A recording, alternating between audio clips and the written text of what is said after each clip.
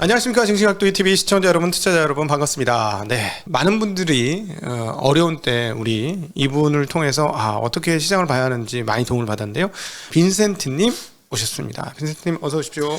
네, 안녕하세요. 업라이즈 빈센트입니다. 네, 지금 좀 이직을 하셔서 네. 그 여건이 상황이 좀 바뀌셨는데 네. 그거 먼저 한번 설명해 주면 좋겠어요. 네, 안녕하세요. 각도기 TV 시청자 여러분. 네. 네, 업라이즈의 빈센트입니다.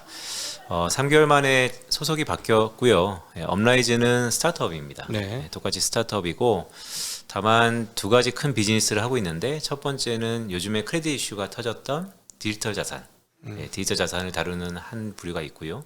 또 한 부류는 전통 자문사를 하고 있고요. 저는 거기에 그 인플루언서로서 CEO 직속의 컨설팅 팀, 컨텐츠 팀에 소속돼 있으면서도 비즈니스 하나를 런칭하려고 왔는데요. 그 멀티 패밀리 오피스라 그래서 이제 한국도 교육 승계 자문 이런 것들을 체계적으로 관리하는 시대가 왔다. 일부 니치 마켓이 있다라는 생각으로 이런 멀티 패밀리 오피스를 스타트업에서 런칭해 보려고 왔습니다. 성공과 건투를 네. 빌리겠습니다. 그리고 뭐 워낙 뛰어난 분들이 모이셔서 저하고 친한 분들이 거기 많이 가 계세요. 네. 하다 보니까 저하고 다들 친해지셨는데 그래서 좀 친근감이 있습니다. 제가 친한 분들하고 있는데 같이 이제 한 그룹으로 해서 네. 또 잘해내겠구나 이런 생각이 들었습니다. 최근에 이제 그 연준의 11월 금리 인상, 그다음 FOMC 회의로 그 나오고 나서부터 이제 분위기가 상당히 바뀌면서 끝이 보인다.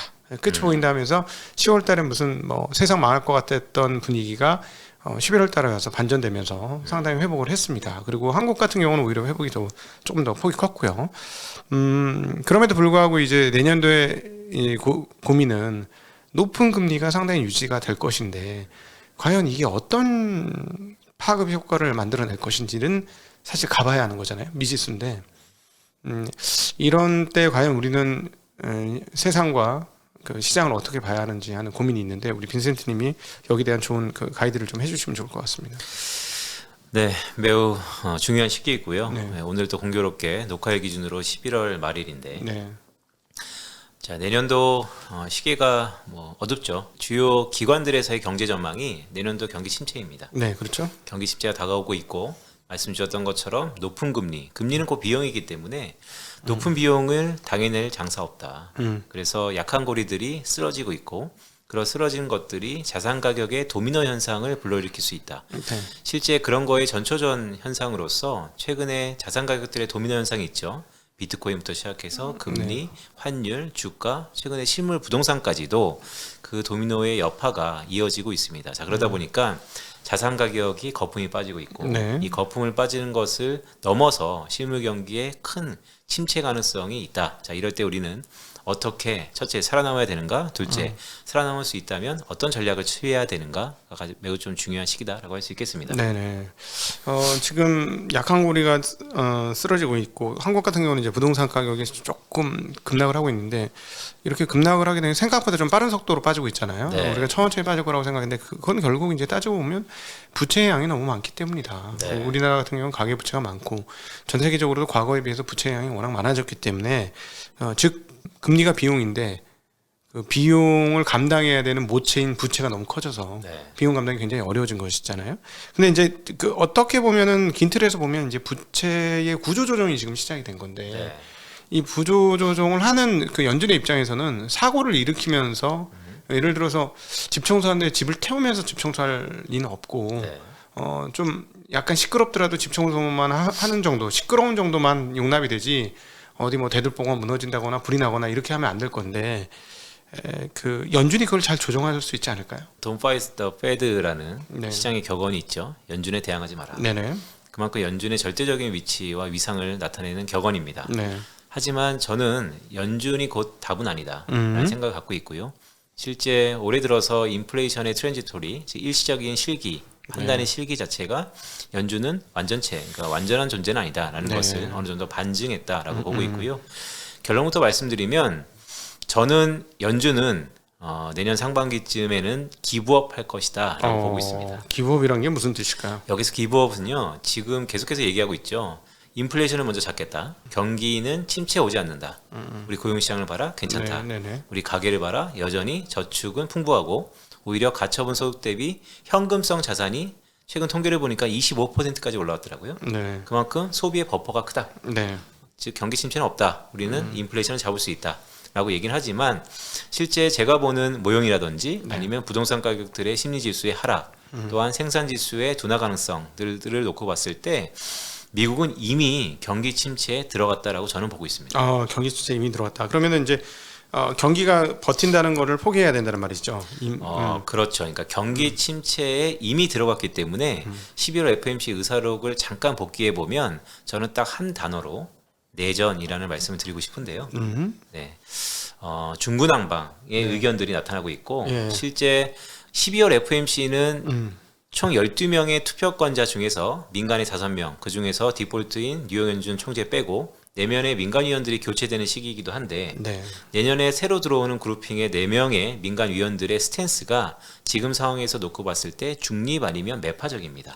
그래요? 네. 매파들이 주로 나가잖아요. 맞습니다. 나가시는 분들은 뭐 나가고, 블러드도 나가고 맞습니다. 또 매파가 들어오는 네, 거예요? 들어오시는 네. 분들의 성향이 최근에 또 매파적이라서 그렇다면 연준 자체만 놓고 보면 내년에 계속해서 높은 금리 수준을 유지하던 아니면 좀 더 박차를 가해서 금리를 올리던 이 두 가지 중에 하나인데요. 네. 저는 그렇기 때문에 연준이 자기가 더 보고 싶은 것만 볼 수 있을 가능성이 있다. 네. 그게 또 다른 실기, 즉 네. 인플레이션 실기가 아니고 경기 판단에 대한 실기 가능성이 높다라는 말씀을 드리고 있습니다.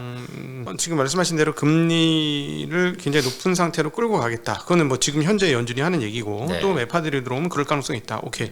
그럴 가능성이 있는데 근데 하나 이제 내년도의 변수라고 생각하는 거는 네.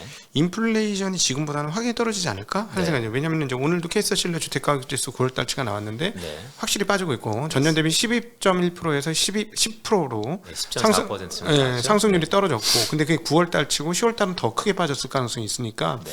그렇다면 내년도 1분기 후반쯤에는 렌트비도 꺾일 것이고 네. 그렇다면 인플레이션은 확실하게 유가 최근에 70달러대까지 떨어진 걸 봐서는 네. 떨어진다. 네.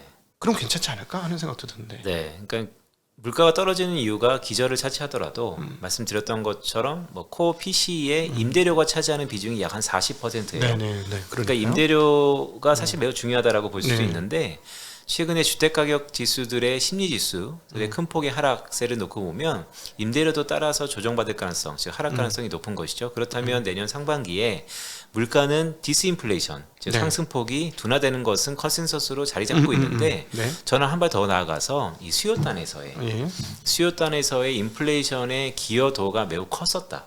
음. 실제 지금의 인플레이션, 미국의 물가 수준을 러프하게 7%로 본다면 그 중에 약 한 45%, 그러니까 3에서 4% 정도가 수요 개선에 대한 컨트리뷰트, 즉 기여도였는데 그 부분이 깨진다. 깨진다. 그러니까 그래서, 즉 높은 가격이라도 물건을 사줬던 세력들이 네. 즉 소비가 죽는다라고 네. 네. 보시는 거죠. 맞습니다. 그래서 저는 오히려 지금부터 미국의 물가만 놓고 보면 이런 콜을 드리는 게 좀 이를 수도 있는데 디플레이션. 늘 걱정할 때가 온다. 그래서 이미 11월 FOMC 아니면 저는 OECD 경기 선행 지수를 갖고 상단과 하단에 스탠다드 디비에이션 즉 표준 편차를 놓고 경기 국면을 판단하는 모형이 있는데요. 네. 매크로 레진 모형이라는 모형인데요. 그 모형에 의하면 이미 9월 말 기준으로 미국은 경기 침체 초입 국면에 들어갔습니다. 자, 그렇기 때문에 그런 의미에서 11월 FOMC를 바라봤고 11월 FOMC의 의사록을 바라봤는데 그러다 보니까 이미 경기 침체에 들어갔고 속도 조절은 불가피했다. 네. 네, 12월 FOMC에서의 속도 조절은 그래서 저는 불가피하다라고 보고 있고 오히려 조금 더 나아가서 내년 3월 달에는 정말로 시장이 바라는 go and stop, 즉 포즈. 이제는 금리 인상을 멈추고 과거와 동일하게 한 1년 정도 유지하겠다. 높은 수준은 왜냐하면 아직까지는 인플레이션의 향방이 불확실하니까 이게 컨센서스인데 저는 여기서 한 발 더 나가서 여차하면 인하도 가능하다. 라고 보고 있습니다. 그거 지금 막으려고 그렇게 노력하고 있는 거 아닙니까? 노력을 하고 있는데요. 네. 이미 지금의 미국의 소비자 물가 상승률이 네. 1970년대 후반하고 비슷해요. 음. 즉 지금부터 기저효과가 사라지는 내년 상반기까지는 물가가 큰 폭으로 내려갈 거고요. 내년 하반기부터는 다시 큰 폭으로 오를 가능성이 있습니다. 왜 그럴까요? 그것은 과거 70년대 후반에 물론 두 번의 오일 쇼크도 있었지만 그때는 지금이랑 판의 변화가 비슷하기 때문이에요. 신냉전과 냉전. 네네. 그래서 값싼 물건이 들어오지 않는 탈세계화 국면에서는 지금처럼 인플레이션에 대한 압력이 상존하고 있다. 네. 그래서 수요 둔화 때문에 갑작스럽게 올랐기 때문에 갑작스럽게 내려올 개연성이 상반기에 지속될 수 있고, 하지만 내년 하반기에는 다시 한번 큰 폭으로 오를 수 있다. 그래서 그 말은 또 어떻게 결부될 수 있냐면, 이미 코로나를 겪으면서 네. 금리 갖고는 네. 인플레이션을 잡지 못한다. 예. 이렇게 보고 있습니다. 그러면은 그 앞서 그 연준이 좀 실수할 수도 있다, 잘 오판할 수 있다고 하는 거는 상반기에는 금리를 안 내리고 유지하는 게 실수고, 네. 하반기에는 그 인플레이션을 대응 못하는 게 실수고, 뭐 이렇게 생각을 하시고 계신가요? 실수하는 근본적인 근저에는 네. 데이터 디펜던트하기 때문이에요. 네. 포워드 가이던스를 약간 불확실하지만 과거처럼 계속해서 좀 더 업그레이드 한다든지 포워드 가이던스를 잘하려고 노력했다면 네. 시장의 해석은 분분할 수 있겠지만 연준이 갖고 있는 통화정책의 시사점이라든지 컨트롤 기능이 자리했을 겁니다. 네. 하지만 데이터 디펜던트라는 게 뭐냐면, 우리가 보는 지표 그대로 갑작스럽게 지표가 높게 나오면 좀 더 매파적으로, 갑작스럽게 지표가 크게 인플레이션 지표가 하락하면 스테이 아니면 완화적으로 바뀔 텐데, 이게 갑작스럽게 바뀔 수 있어서 제가 볼 때는 분명히 이 기본 백그라운드 자체가 실기할 가능성이 매우 높아졌다라고 보는 것이죠. 네네. 지금은 그러니까 상반기는 오버킬이라고 표현하는 일들이 벌어질 수 있고, 하반기는 진짜 찐 인플레이션, 네. 소위 세계 블록화, 냉전에 의한 블록화가 나오면서 네. 공급 가격이 올라간다. 근데 공급 가격이 올라가려면 네. 제 생각에는 그 중국의 어떤 생산자 물가라든가 중국의 그 가동률이 올라와서 네. 원자재 가격이 다 올라오고 뭐 이래야 되는데, 지금 현재까지로는 네. 오히려 그 11월 달 들어와서 네. 중국의 그런 어떤 뭐 제로 코로나 정책이나 네. 이런 것들로 인해서 네. 물건 가격이 떨어지고 PPI도 떨어지고 이랬지 않습니까? 네네. 그럼 내년에 이게 바뀔 수 있다고 보시는 건가요? 아직까지는 중국의 수입품이 예전보다는 좀 덜하지만 네. 미국으로 들어가고 있어요. 네. 그 말은 곧 중국의 PPI가 미국의 CPI의 한 4에서 5개월 정도의 선행 지표라는 것입니다. 그러겠죠. 근데 중국의 PPI는 이미 마이너스권으로 났죠. 들어갔죠. 예. 전년동월 대비. 예, 그러면 CPI도 크게 꺾이는 거예요. 그러겠죠. 그럼 반대로 이 PPI가 중국 기준으로 올라갈 수 있겠느냐라는 것이 미국의 CPI가 다시 한번 올라갈 수 있는 것인가, 그러네요. 예, 반증할 수 있는 건데. 그러면 앞서 말씀하셨던 내년도 하반기에 그 인플레이션이 다시 난다는 건 중국의 PPI가 오를 거라고 보시는 거네요. 두 가지인 것이죠. 하나는 자, 공급의 쇼티지, 차질로 인해서 물건이 아예 없어서 초과 수요가 가격을 끌어올릴 것이냐, 아니면 지금처럼 중국 경제가 괜찮아서 수요와 같이 오를 것이냐에 대해서 두 가지 해석이 좀 다를 수 있는데, 저는 여전히 공급 쇼티지 가능성이 내년 하반기에 다시 한번 있을 수 있다. 왜냐하면 우리가 생각하는 것처럼 코로나 이후에 많은 판이 바뀌었지만 지금 판을 바뀌는 것에 인지하고 적응하기 전에 지금은 많이 공급 쪽의 차질이 완화됐단 말이죠. 네네. 근데 우리가 눈에 보지 않는 판의 변화를 간과하고 있다. 네. 결국 예전처럼 돌아가는 것보다는 앞으로의 세계는 중국의 값싼 물건이 절대로 미국에 들어오는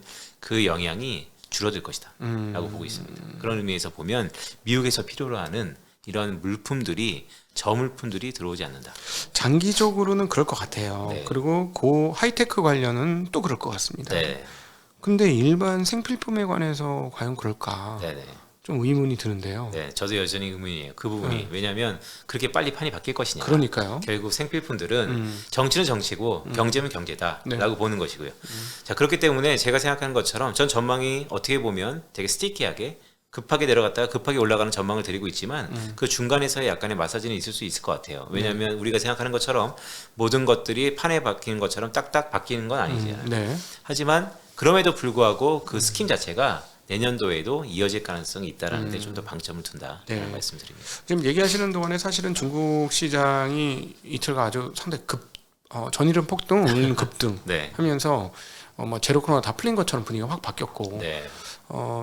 사실은 지금 말씀하신 것 중에서 저는 이제 조금 중국, 저희 증시각도 TV가 계속 중국에 대한 시황을 우리나라에서 유일하게 하고 있는데 아닙니까? 네. 매일같이 해보니까 보여요. 네. 보이는 게 있거든요. 그러면은 저희들이 보고 있는 바는 뭐냐면은 돈을 1년 내내 풀었는데 네. 경기가 계속 다운이었습니다. 네. 내년 어디쯤부터 폭발할 것이다 라고 보는 입장이라서, 폭발하면 결국은 중국의 물가나 이런 것들이 의외로 네. 지금 뭐 디플레를 걱정하고 있지만 네. 그렇기 때문에 네. 디플레 걱정하기 때문에 중국 당국이 더 엑셀을 세게 밟고, 그러다가 그동안에 풀어놓은 그 유동성과 엑셀을 밟는 게 결합하면서 폭발적인 상황들이 발생할 수도 있다라고 네. 보거든요. 그러면은 이제 말씀하신 대로 PPI나 CPI가 모두 올라가서 네. 하반기에 가격을 올릴 가능성은 좀 있어 보입니다. 네. 네. 지점장님이 보시는 것은 지금의 응축된 이 힘들이 네. 내년 양회 때 제로 코로나 정책이 완화되든지 네네. 폐지될 가능성이 매우 높다라고 보고 있으니 네. 내년 2분기부터는 긍정적으로 그렇죠. 수요의 폭발이 다시 한번 부스팅할 거다라고 보고 계신 것이죠. 네. 저도 그 부분을 좀 보면서도 저는 약간 색깔이 좀 다른 건 내년도 미중의 그 컨플릭 네. 갈등 관계가 저는 내년에 엄청 커질 거라고 봅니다. 네. 왜 그럴까요? 일단은 해석은 이렇게 하는 건데요. 올해 중국 경제가 안 좋죠. 예. 뭐 원인은 제로 코로나일 수 있는데 아니, 중국의 PPI, CPI 스프레드를 보면 중국의 공업이익과 대변할 수 있어요. 프락시거든요. 네. 그러니까 이익이 줄고 있습니다. 경기 안 좋다는 것이죠. 중국의 고용 지표가 사실 시기가 짧고 우리에게 오는 것은 도시 기준의 고용 지표가 뭐 서방 미국처럼 이렇게 자세하진 않지만 그래도 고용 지표가 매우 중요하다고 저는 보고 있는데 그만큼 안에 내부적인 경기 침체에 대한 이런 불확실성과 이런 것들은 외부로 분출될 수 있다라고 첫 번째 보는 거고 그 분출되는 트리거가 이번에 바뀌는 친시황제의 좌우의 백그라운드를 보면 더 내부의 갈등은 외부로 돌릴 요인이 높다라고 보고 있는 것이고요. 네. 그럼 미국은 어떠냐? 왜냐면 손뼉도 마주쳐야지 소리가 나는 것처럼 네. 미국은 양분돼 있잖아요. 네. 여당과 의회가 양분돼 있습니다. 양분된 상황에서 내년도 내후년도 대선을 바라볼 때 지금의 갈등 구조가 둘 다 초당적이 됐다라고 해서 더 강하게 세게 부딪힐 가능성이 훨씬 높다. 중국과 네. 네, 그거는 뭐 충분히 그럴 것 같습니다. 예, 이제 새로운 냉전 구조가 지금 짜지는 거는 뭐 너무나 이제는 명확하다. 네. 이거는 그렇게 될 것 같습니다가 아니고 이미 진행 중이니까 네. 예, 명확히 그건 그렇게 될 것 같고 그게 전 세계 인플레이션을 자극하는 방향 쪽으로도 네. 갈 것이다. 네, 내년 하반기에는 네. 오히려 두 미중 간의 갈등이 조금 완화된다라고 보시는 분도 꽤 있는 것 같아요. 왜냐하면 더 서로 중국은 이미 정권이 자이양됐고 미국은 내 차후년에 대선을 준비해야 되니까 내부적으로 부양 기조로 좀 갈 수밖에 없다라고 하는 건데 제가 볼 때는 두 경기가 사이클이 좀 달라서 아마 좀 더 증폭될 가능성이 좀 있다. 예, 네네. 그럼 중폭이 되면 그 양국에 어떤 영향을 미칠 거라고 생각을 하고 계실까요? 증폭이 되면 일단은 중국은 내부적인 경기 둔화를 외부로 돌려야 되는데 결국 외부로 돌리는 것이 미국하고의 이런 분쟁이 지금처럼 중국을 더 옥매일 가능성이 있다고 봐요. 그래서 중국은 계속해서 더 내부적으로 억압하든지 아니면 내수부양 쪽에서 좀 더 가닥을 잡을 거다. 근데 내수부양이라는 게 사실 부동산 외에는 별로 없는데 네. 중국의 부동산 기여도를 보면 현저히 낮아졌거든요. 네네네. 그래서 결국 그 안 속에서 계속해서 환율은 요동칠 거다. 결국 인민은행의 완화적인 정책, 대외적인 불확실성을 변화되면 위안화 약세로 우리가 해석될 수밖에 없으니까요. 네. 자, 미국은 계속해서 다극 체제를 하면서 뭐 G4다 아니면 대외적인 부분으로 중국 옥죄기가 이제는 한 분야가 아니고 기술 표준 분야로 넘어갈 가능성이 높아 보여요. 그러니까 전방위적으로 하이테크 부분에 계속해서 억압을 하는 것이죠. 그래서 이런 쪽이 지금보다 좀 더 격하게 내년도에 나타날 수 있다. 네. 그렇죠. 그럴 것 같습니다. 그 부동산 기여도는 반등을 안 할까요? 지금 그쪽에 열심히 풀고 있는데 저도 개인적으로는 부정적이긴 합니다만. 네, 네. 중국은 4, 4분기가 사실 웨이트가 좀 달라요. 똑같이 GDP라 하더라도 우리가 계절성이 특히 4, 4분기에 과거 같으면 지방정부의 집행으로 인해서 성장률을 만들었었는데 올해는 좀 녹록지 않아 보이긴 해요. 그럼에도 불구하고 역시 4분기에는 집행이 큽니다. 그게 부동산의 일부 반등을 이끌 수 있지만 결국 내년도 3월 달에 우리가 전부 보는 제로 코로나 정책이 아예 철폐가 되지 않는다. 지금 상황이 유지된다라고 하면 기여도가 반등할 가능성이 거의 없어 보이고요. 그러겠죠. 네, 그게 내년 상반기, 그러니까 3월에서 4월 양회를 넘어가는 시점에서 얼마나 어느 속도로 어떻게 완화되는지에 따라 좀 다르겠지만 네. 그럼에도 불구하고 중국의 부동산이 완전히 인민은행이 다시 한번 부채를 열어두고 완화적인 정책을 피지 않는 이상 힘들다. 네. 그러면은 어찌 되었거나 반등을 한다고 할지라도 지준들도 내리고 LPR도 내리고 뭐 모든 완화적 정책을 계속 시동을 걸고 세게 하고 있는데 그럼에도 불구하고 반등이 강하지는 못할 것이다. 저는 그렇게 보고 있습니다. 예, 부동산 기여가 없기 때문에 뛰어봐야 벼룩이다. 네, 중국 경기가 네. 혹시 뭐 조금 다르게 전개될 가능성은 없을까요? 대외적인 경기가 풀려야 됩니다. 네. 중국의 대외 경기. 네. 그러면은 뭐 수출이나 이런 쪽이 네. 겠죠. 네. 그래서 저는 이제 그것 때문에 계속 이렇게 베이스 시나리오를 깔아두고 자 내부적으로 좀 힘들다. 그럼 중국 입장에서는 외부적으로 풀어야 되는데 네. 외부적으로는 미국에 의해서 풀기가 옛날만큼 녹록치가 않다. 그게 네. 지금 중국을 제가 바라보는 내년도 시기입니다. 네. 그런데 이제 그 연준이 혹시나 지금 실수할 것이라고 보지만 연준이 어떻게 대응하면 생각보다 시장이 좀 긍정적으로 갈 수도 있을까요? 긍정적으로 간다는 것은 계속해서 연준이 이런 얘기를 하겠죠. 인플레이션이 잡히는 확실한 증거가 나오기 전까지는 그러니까 기대 인플레이션을 잡고 싶은 것이죠. 그렇죠. 기대 인플레이션을 잡을 수 있겠냐? 연준의 잘 그 멘트들을 보면 올해 초반에는 기대 인플레이션은 헤드라인 CPI에 연동돼 있다. 예. 헤드라인 CPI는 WTI에 연동돼 있다. 네. 그렇기 때문에 우리는 WTI를 잘 컨트롤할 거다라고 했는데 컨트롤이 안 됐어요. 예. 결국 사우디 완대로 컨트롤이 된 것이죠. 그럼 기대 인플레이션은 또 뭐에 영향을 미치냐? 그럼 결국에는 기대 인플레이션이라는 게 포워드 가이던스와 의해된 시장의 집단 의성에 대해서 군집에 의해서 달라진다. 그렇죠. 그래서 우리는 계속해서 매파적인 줄곧 온 곳은 멘트를 할 것이다. 네. 이것도 여기 붙이면 저기 붙이면 저기 하는 해석이 저는 생각이 들어요. 네. 그 말은 곧 기대 인플레이션을 컨트롤 못한다. 네. 네. 결국 기대 인플레이션은 그때 경기에 따라 달라질 거라고 봐서 맞습니다. 그러니까 사실은 기대 인플레이션 잡기 위해 사실 지금 뻥카 치는 것도 전부 FOMC 회의 끝나고 기자회견 때 그렇게 뻥카를 쳤어. 네네. 회의는 그렇게 해놓고 회의록 내용 보니까 말도 안 되는 얘기잖아요. 기자회견하고 너무 좀 다르죠. 이격이 컸잖아요. 네. 그럼 결국은 기대 인플레이션 잡기 위해 뻥카를 치고 있는 거고 블러드도 그렇게 블러드의 블러핑인데 그야말로 그 뻥카가 결국은 기대 인플레이션 잡기 위한 건데 그럼 결국은 따지고 보면 지금 말씀하신 것에서 그 베이스 시나리오가 긍정적인 시나리오로 바뀌려면 유가 하락이 가장 결정적이겠네요. 유가 하락은 물론 뭐 수급적인 문제가 분명히 있어요. 오펙 플러스에 대해서 네. 러시아가 지금 약간의 변수로 떠올랐으니까요. 하지만 수요에 어느 정도 연동이 될 거라고 봅니다. 네네. 그런 의미에서 지금의 경기 침체 국면에서 초과 수요가 얼마나 줄어들 수 있는가? 네. 네, 저는 균형으로 갔다라고 보고요. 그렇다면 물론 이외에 탈에너지 정책이라는 것이 계속해서 유가의 부스팅, 그러니까 상승 압력으로 작용하겠지만 단기적인 시기를 놓고 봤을 때 6개월 1년만 놓고 봤을 때는 유가는 안정될 거라고 봅니다. 네. 상반기에는. 근데 만약에 이제 유가가 떨어지면은 이 베이스 시나리오를 바꾸실 의향도 있으신 건가요? 예를 들어 60달러대로 갔다. 네, 이렇게 60달러대로 1년 내내 가서 네. 지금의 유가 흐름이 물가에 영향을 주는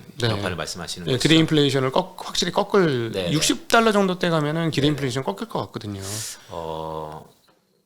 기대 인플레이션은 사실 두 가지 측면에서 많은 연구들이 있어요. 네. 일반인들을 대상으로 하는 것이냐, 아니면 전문가들 대상으로 하는 것이냐. 전문가들과 일반인들의 플럭츄레이션이 좀 달라요. 네. 그런데 우리가 요즘 같은 제가 생각하는 것은요. 요즘 우리가 여기서도 수많은 정보를 보고 있습니다. 네. 물론 저희가 금융 산업에 속해 있는 사람이니까 네. 그쪽에서는 전문가 영역일 수는 있어요. 그럼에도 불구하고 저희가 보는 것은 미국의 모든 사람들이 본다라고 가정을 할 수 있을 거고요. 그래서 기대 인플레이션이 지금의 정부의 컨트롤대로 잡힐 가능성을 잡힌다라고 생각하는 건 좀 나이브한 전망일 것 같다라는 네. 생각을 좀 갖고 있어요. 그래서 기본적으로 전 못 잡는다. 네, 못 잡는다. 네네. 유가가 떨어져도 못 잡는다. 네. 60달러로 떨어져도 못 잡는다. 네. 왜냐하면 네. 그때는 오히려 우리가 옛날에 했던 거 일본을 잘 봐야 되는데 네. 일본이 엔저 정책을 못 하는 거냐 안 하는 거냐 그러니까 폐지를 네. 저는 안 하는 거다라고 보고 있는 사람 중에 하나라서 결국 디플레이션에 한번 빠지면 그 늪에는 벗어나기 힘들기 때문에 예. 유가가 저렇게 안정 아니고 지금 생각에서 유가의 큰 폭의 하락이 지속된다면 기대 인플레이션은 꺾이겠죠. 네. 그럼 그때 가서는 다시 한번 기대 인플레이션을 올리는 시도가 많아질 거다. 오히려 디플레이가 걱정이 되기 때문에 예. 자, 디플레이 얘기를 하시니까 저는 바로 중국이 떠오릅니다. 네. 지금 현재 내년 말씀하셨던 대로 부동산의 기여도가 약해질 거라고 저도 개인적으로 보고 있는데 부동산 없이 한 번도 경기 운용을 해본 적이 있던가 네. 중국이 이런 생각이 없죠. 들면서 그러면 중국 그 부동산이라는 날개를 꺾고 잘 날아갈 수 있을까? 못 날아가면 이건 PPI에서 봤듯이 PPI가 이게 심화되면 6개월만 심화되면 디플레인데 네. 중국의 디플레 가능성에 대해서는 어떻게 보십니까? 중국의 디플레이션 가능성은 이미 제로의 늪에 빠졌다라고 저는 보고 있는데요. 그러니까 제로 코로나의 늪에 빠진 것이죠. 근데 이걸 정치적으로 해석하면 그럴 만도 해요.